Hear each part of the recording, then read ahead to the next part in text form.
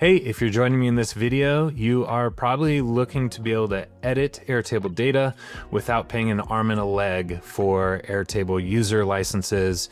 I'm going to show you 3 ways that you can edit Airtable data without a license.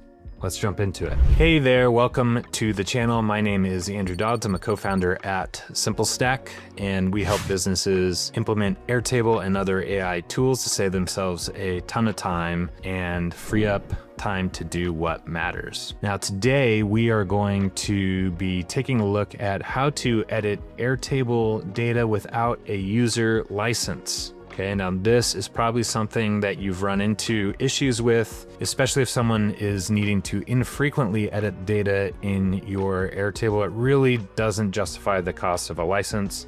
And I've pulled together the 3 best ways for you to do that. I'm gonna show you how to do it. The first way we're gonna show you is through a form. So that's an Airtable native form. The second way I'm going to show you how to do it is through the Airtable MCP via Claude. And the third way that we're going to take a look at is through the comment action trigger.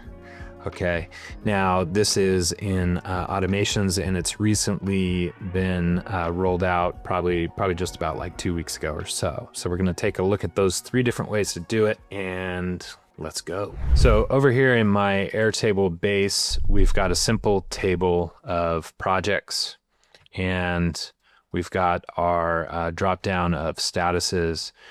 The status and the notes field, these are going to be our targets for updates. Okay.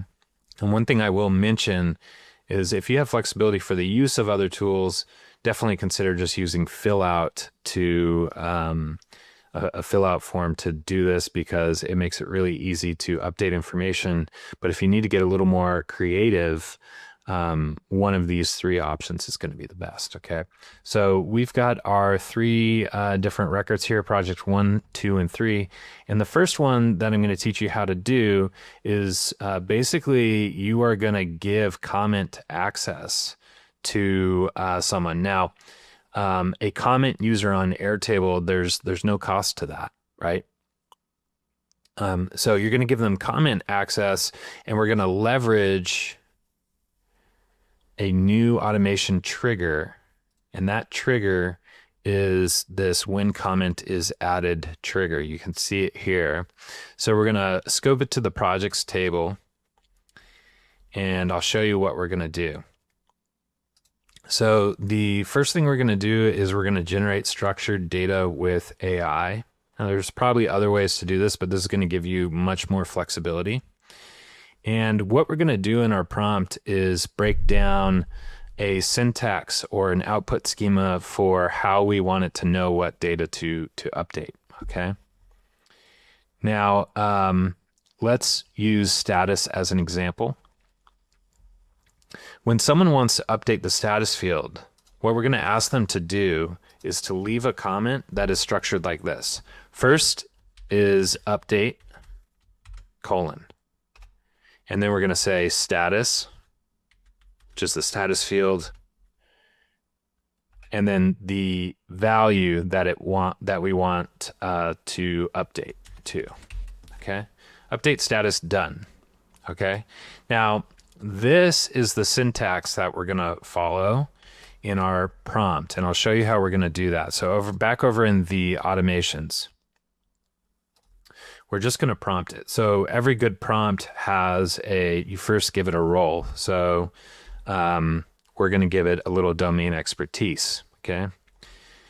You are an expert data analyst,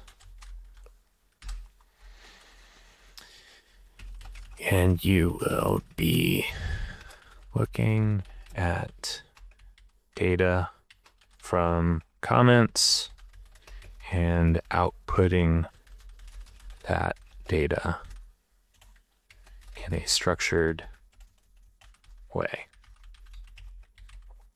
Okay, so it's going to be outputting that data in a structured way, and then what we're going to do is we're going to show the structure. Now you'll see that here with the output schema, something that we can do is add these key value pairs, okay? Now, everything that we're going to be doing is a string. That's what we expect, just a string of letters. But you'll remember, first we did update. So that's the type of comment in this case. Okay, we're just going to give it categories. Then we said status, which was the field we wanted to update.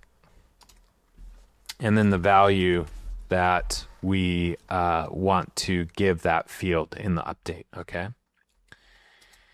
So now we're gonna sort of show now we're gonna tell the prompt here how to think about what it's looking at when it comes through, okay? The comment will have the following structure. And then I'm gonna say it's gonna be type, field, value, okay?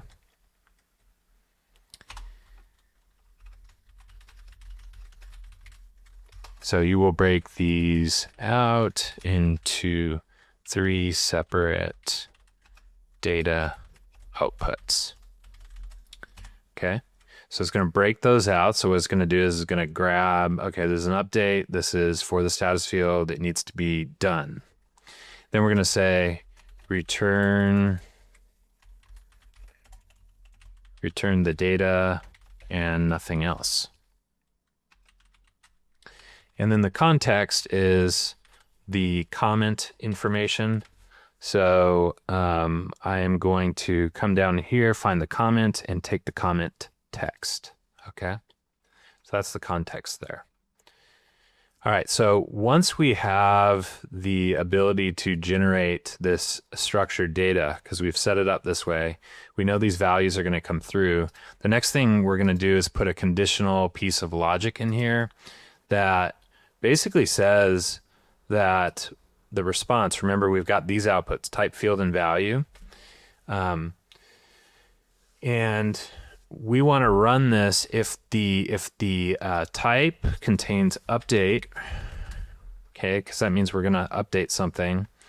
And we want to limit this to the field. So you would make one of these conditional groups per field that you were allowing to be updated. Okay, in this case, and the field contains status for our example of updating the status. And then what we're going to do is we're going to say, and so if it passes those conditions, then let's go ahead and update the status field to whatever value they had ascribed to it. Okay, so we want to update that status field. We're going to go dynamic. And remember, when we generated the structured data, that comes across in the value output, okay? So now we've got this set up. I'm going to go ahead and we'll give it a name, and then I'll turn it on. Now, if we go back to the data here, we should be ready. So I'm going to go ahead and make the comment the same way that we did before. Update status is done. Okay, now imagine someone with commenter access can come in, they could see project 2, they could see the data from project 2, and they can comment. They just can't directly edit information without incurring a charge. But not now. Now they can. Update status to done. Now we have entered that, and you'll see that the status has been updated by the automation to done. Right here. Okay, so that's the first way that you can edit Airtable information without a user license. The second way is by using the Airtable connector in Claude. And so if you've got access to Claude, what you're going to do is you're going to go to your settings and you're going to install the Airtable connector. Okay. And once you set this up, what you can do is create a project. So I've named mine updates to Airtable, okay? And you can give it instructions. What I would do if you're focusing your updates on a single base is to pull the base ID in the table that you want it to focus on, so that's not having to search each time, because that can take a lot of time and it's more costly. And you can find those really easily. So if you look at the URL of your Airtable base, The base ID is this first string all the way up to this /. So app and then ending with G, and the table ID ends in VH, starting with TBL, okay? So that's what I did here in the instructions. I just told it that you can make this more and more detailed. The point being is that when you have a project, you can then share it with your team, okay?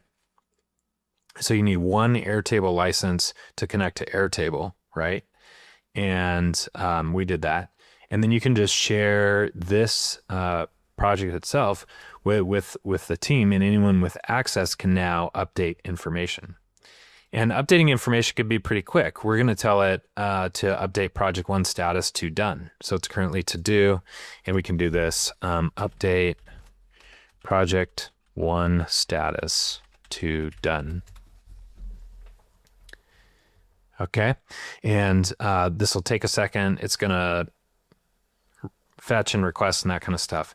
Now, what I should mention is, as soon as you're in a chat where it has context, it will go a little bit quicker. But you'll see that that is done, and now project 1 status is updated to done. Now, the third way is to use an Airtable form. So for that, we need another table, because Airtable forms by default don't allow you to edit data. They allow you to receive data. And by definition, you don't need a Airtable user license in order to submit information to Airtable. So what we need to do is provide a place for those updates to land and to give context to our existing projects for making that update really easily, okay? So the first thing we will do is we're gonna create a new table that's gonna be called the project intake table, okay? And actually, just to make it easier, I'm going to go ahead and delete that. First, we're going to make a new table. We're going to do that by duplicating projects. And I'm just going to call it project intake. Okay. Now, this is where the requested updates are going to live. And we need the context of which project we're updating. So we're going to use a linked record between projects and this intake table to do that. Okay, talk a little bit more about that in a moment. We can update status and notes.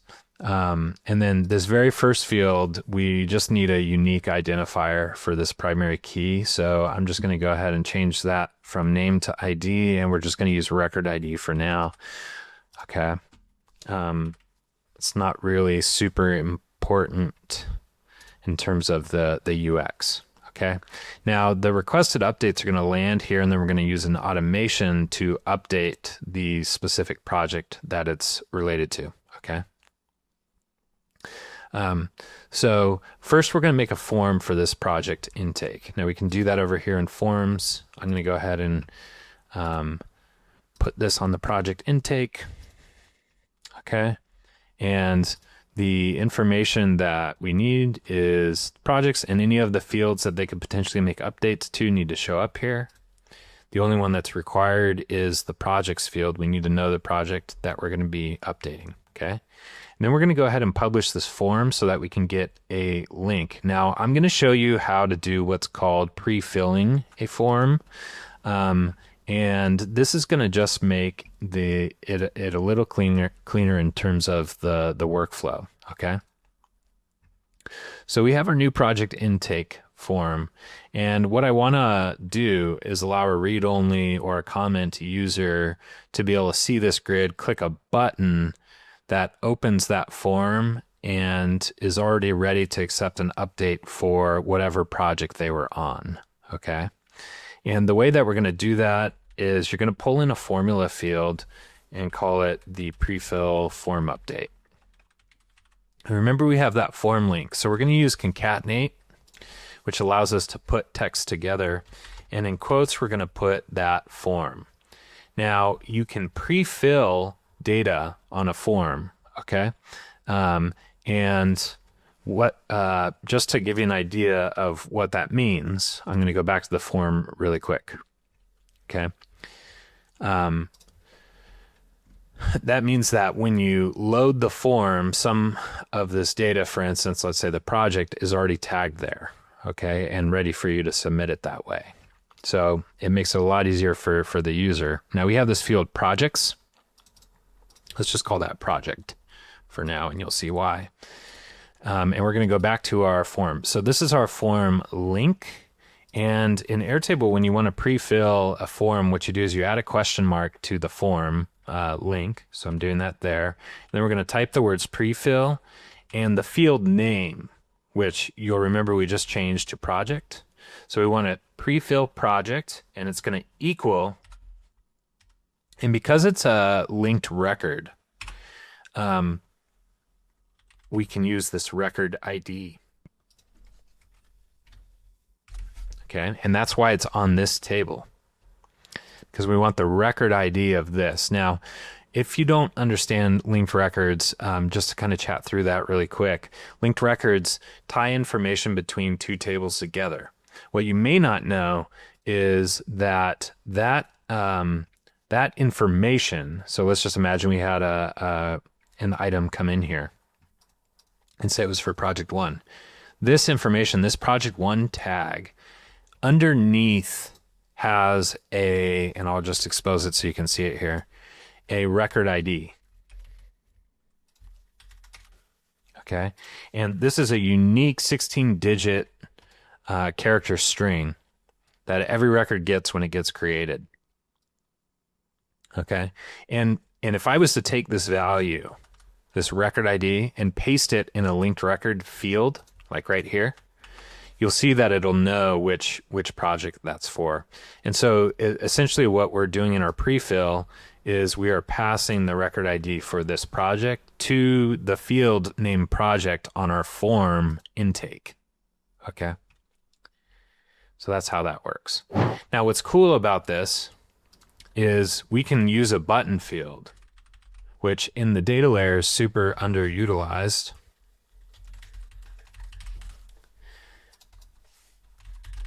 Where we can say, hey, we're going to open a URL, and the URL is that pre-fill form, okay? And we're going to make this a button, right? Now we can hide this. And from a share view link, let me show you the experience. So you can use a share view link. Now remember, you can do settings here, but in general, these are read-only links that anyone can access. So you could provide this link to anyone. Anyone with the link will be able to see the information, and they can click make an edit. And what that will do is open up the pre-form, pre-filled project tagged for them to give their edit of what it is they want to update on that project. Okay, so it's super slick that way. Now we have that done. The last thing that we need to do is the automation that actually makes the update based on what they submit into the system. Okay, now the way we're going to do that is we're going to go ahead and create a new automation, and this is going to be update from a form. We're going to say when a form is submitted in the intake, so new project intake, whenever a form is submitted, then all we're going to do is find the record in the projects table based on what they had tagged. So the way that we do that is in the projects table, we have a link, remember, to the project intake. When they're tagging the project, it's making a link between the two. And so we're just saying, so the project from the project intake, and we're going to use the intake that triggered the form submission, which is going to be this Airtable record ID here. Okay. So that's going to properly find the project record. You'll see that it found project one in this case. And what we're going to do is say, hey, update the record in the projects table, update that record you found. There's the record ID, and we want to update it based on what they said the update should be, which is going to be from the form submission, and we'll go ahead and grab it there. Okay. So this will allow us to now update the status from the form. Now, there are some things that you have to do here if you're making multiple updates and that kind of stuff at once, where you'll have to use some conditions and other fields and things. But the principles are that same exact thing that we just walked through. So we're going to turn this on and I'll show you how it'll work. Okay. So let's imagine that we share this link with someone. We'll go ahead and share it. Great. Project 3 status is to do. I want to edit that. It launches the form. And I'm going to move that status to done and go ahead and click submit. And if we go back to the data, you'll see that the automation has successfully updated the status of project 3 to done. Hey, well, thanks for spending time with me.